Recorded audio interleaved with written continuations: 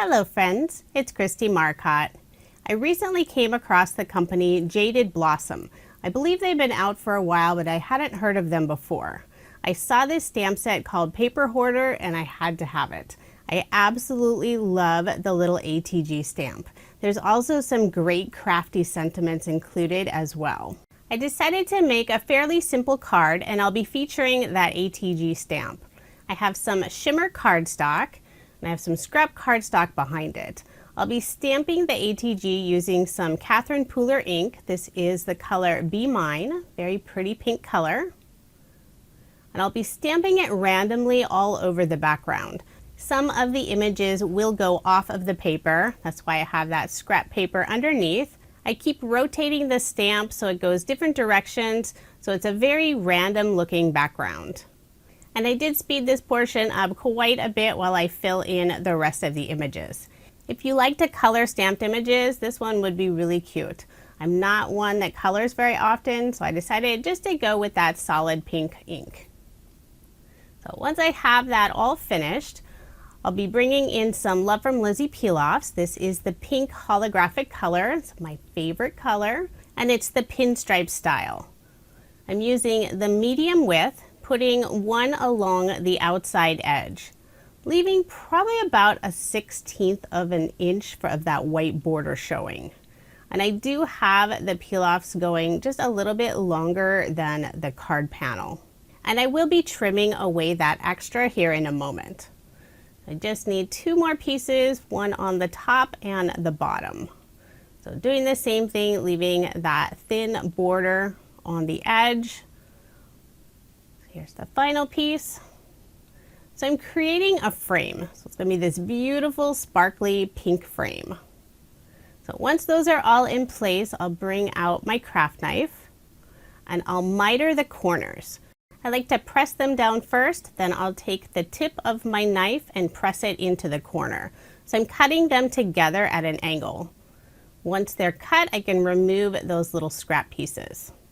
I'll also add a little pressure to that corner just to make sure they won't come off later. So I just have two more corners to cut. Now you can see I've created this fun frame all along the edge. Then I'll layer this panel on some dark pink cardstock. And the white panel is 4 inches by 5 1/4 inches.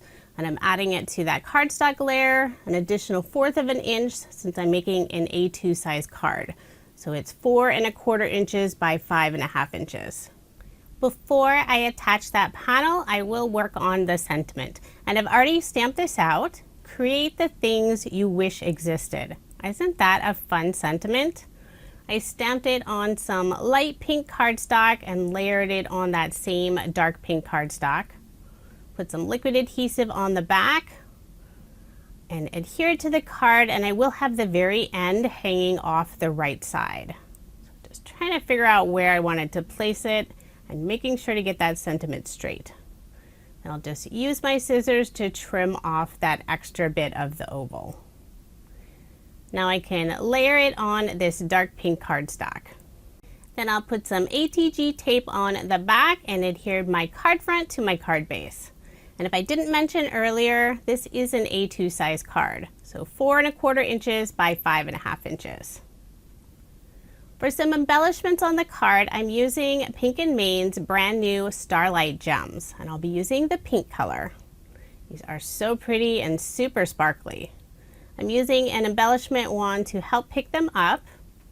Now there's no adhesive on the back, so you will need to add some liquid adhesive, or you could use some small glue dots, whatever you prefer.